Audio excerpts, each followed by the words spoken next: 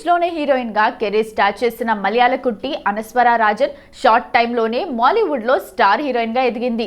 OTT ప్లాట్ఫామ్ల ద్వారా తెలుగు ప్రేక్షకులు కూడా దగ్గరైంది. సూపర్ శరణ్య, నేరు, గురువాయూర్ అంబల నడిగిల్, రేఖా చిత్రం లాంటి సినిమాలు తెలుగులో కూడా మంచి వ్యూస్ సాధించాయి. మాలీవుడ్ డబ్బింగ్ సినిమాలతో పరిచయమైన అనస్వర ఇప్పుడు డైరెక్ట్ గా తెలుగు సినిమా వైపు ఫోకస్ పెంచుతోంది. అనస్వర రాజన్ టాలీవుడ్ లో అచ్చమైన తెలంగాణ బ్యాక్ డ్రాప్ లో రోషన్ హీరోగా తెరకెక్కుతున్న ఛాంపియన్ సినిమాలో చంద్రకళ అనే క్యారెక్టర్ తో పరిచయమవుతోంది.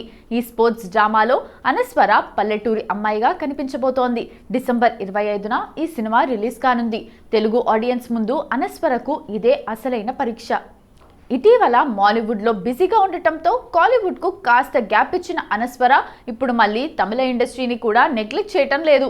డైరెక్టర్ అభిషాన్ జీవిత్ హీరోగా, సౌందర్య రజనీకాంత్ నిర్మాతగా తెరకెక్కుతున్న విత్ లవ్ లో అనస్వర హీరోయిన్. ఈ సినిమాను నెక్స్ట్ ఇయర్ ఫిబ్రవరిలో రిలీజ్ చేయనున్నట్టు సమాచారం.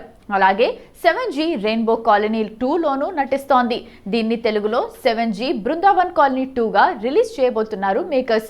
ఇక లేటెస్ట్ గా అనస్వర మరో ఇంట్రెస్టింగ్ ప్రాజెక్ట్ కు ఓకే చెప్పింది.